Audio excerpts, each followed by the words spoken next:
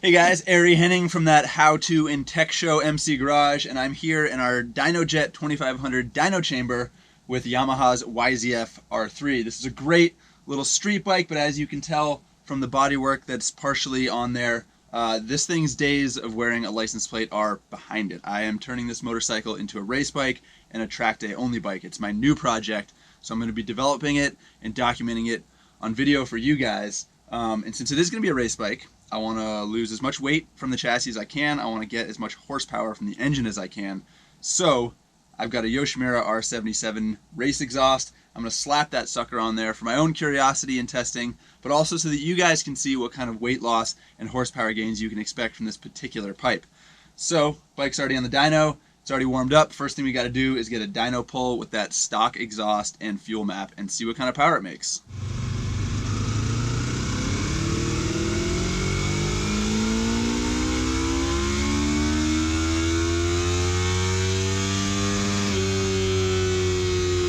Alright guys, pulled a couple of runs on the little R3 here and we have our baseline. Take a look at this graph. 34.42 horsepower and 18.97 foot-pounds of torque. I'm going to round that up to 19. 34.5 is not a lot. I've seen some bikes, stock R3s, making 36, 37, but that is our baseline, 34.4. So now we'll take the stock pipe off. We're going to weigh it, see how much that sucker weighs. Then we will weigh the R77, install that, and run again and see what kind of gains we can make.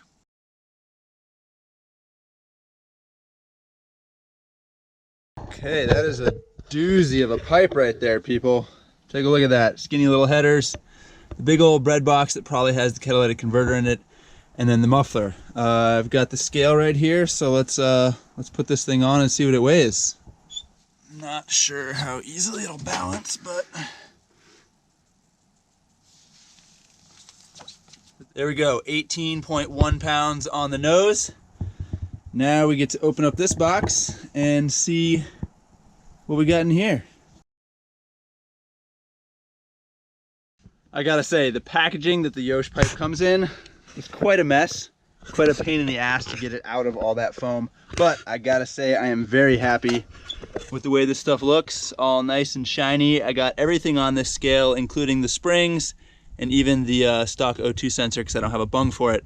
So I'm happy with the way that stuff looks. I'm really happy with the number on this scale, 8.66. The stock pipe over there was 18.1.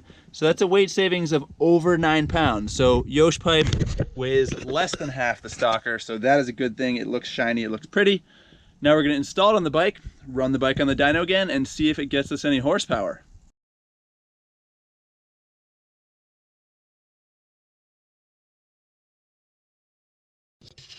Ooh yeah, all bolted up, looking shiny, looking beautiful. This is the stainless steel system, stainless steel pipes, stainless steel can, and then a carbon end cap. Looks beautiful. One of the things I love about Yosh systems is the little jacketed springs, and they give you this this little spring puller to use to install them. And I mean, this is a nice thing. I got a couple of these in my toolbox. They work really well for side stand springs, for center stand springs. So there we go. We got the pipe on the bike. We're gonna run it to see what kind of power it makes. I do not recommend running a bike with a full race exhaust without a fuel controller like a power commander. I've got one installed on this bike, but I have a 0 map on it from our standard baseline map. We're gonna run it just to see, because we got a controlled environment and I'm curious, but I will reiterate, you should not be running a full race exhaust if you are not running a fuel controller. They go together, they have to go together. So anyway, gonna run it stock, then I will load the map and then we will run it again and we're gonna check those figures.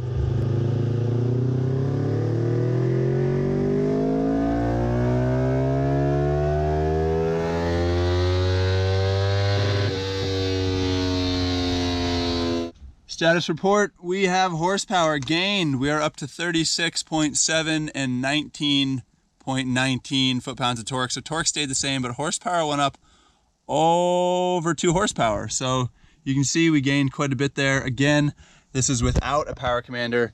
And man, having the fans running here, all that foam from the Yoshimura box, I had to weight it down.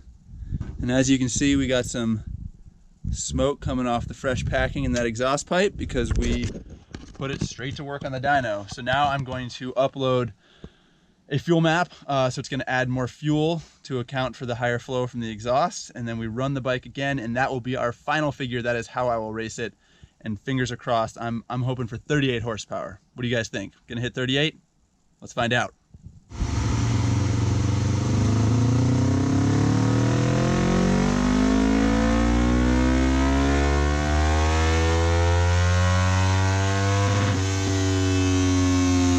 We got results, folks, and if you didn't think we were gonna hit 38, you are wrong. We nailed it. We got a 38.01 actually. So this is where we started, the dark line. Red is where we finished with the pipe and the power commander. We went from 34.42 horsepower to 38.01. That is a gain of 3.6 horsepower. Not a big number, but when you're starting with 34, I mean, that's a pretty sizable percentage. So yeah, you got to hear what the thing sounds like with the pipe.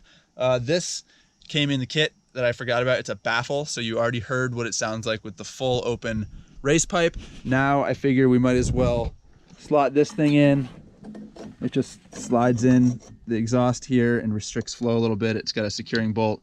So yeah, we'll run that and see what it sounds like and also see if it affects power. So yeah, this will be the final run, and then we will wrap this video up.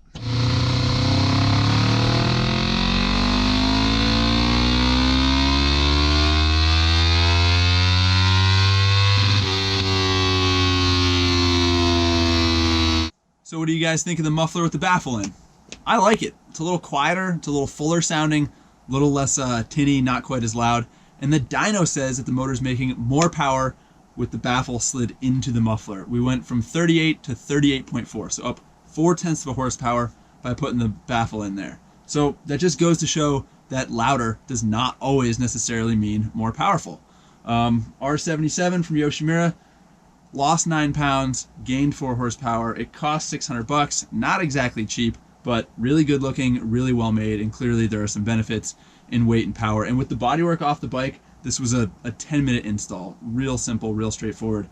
Speaking of bodywork, building this thing into a track bike, it's got Carbonin bodywork from Hard Racing on it. Haven't put the rest of it on, but this is a work in progress. And if you want to follow the project, if you want to follow the R3 as I develop it and take it to the track, you need to subscribe to this channel. So stay tuned and you can keep track of everything we're doing with this bike. And hope you enjoyed it. Hope you learned something. So ride safe. We'll see you next time.